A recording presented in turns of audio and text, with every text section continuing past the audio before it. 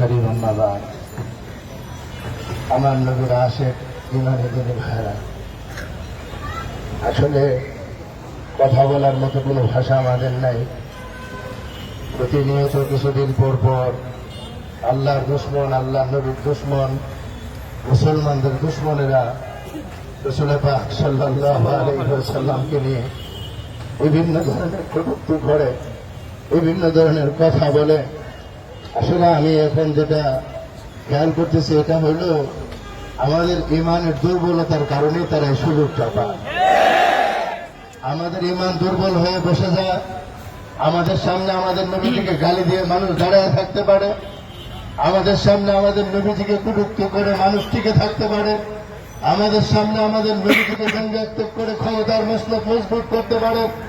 আল্লাহর কসম, যদি আমাদের ইমান মজবুত হইত, মুহাম্মদ ইবনে মাসলামার মতো হতো, তাহলে নবীর যুগে যেরকম ভাবে কাব ইবনে আশরাফকে হত্যা করা হয়েছিল, আমাদের ইমান যদি মজবুত হতো আর মুহাম্মদ ইবনে মাসলামা হয়ে যেতাম, একজন বেঈমানও টিকতে পারত না।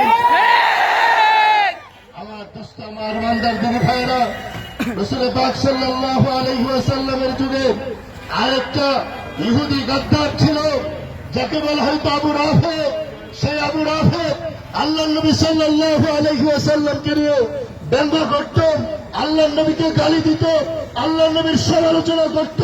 আল্লাহ নবী ডেকে বললেন, কে পারবে এই আবু রাফেকে খতম করে দিত?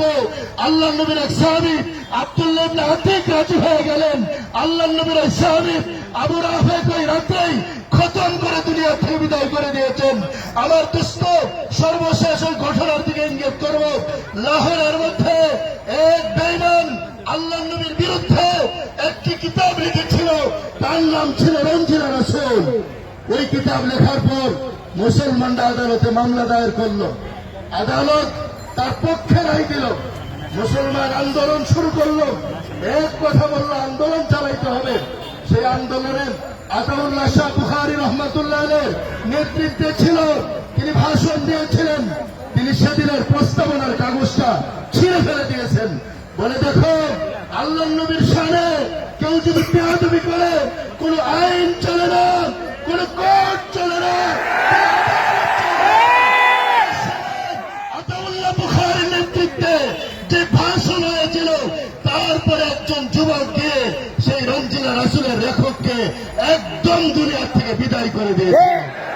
আমি এই জন্য তাকে বলতে চাই, উস্তাদে মুহতারাম।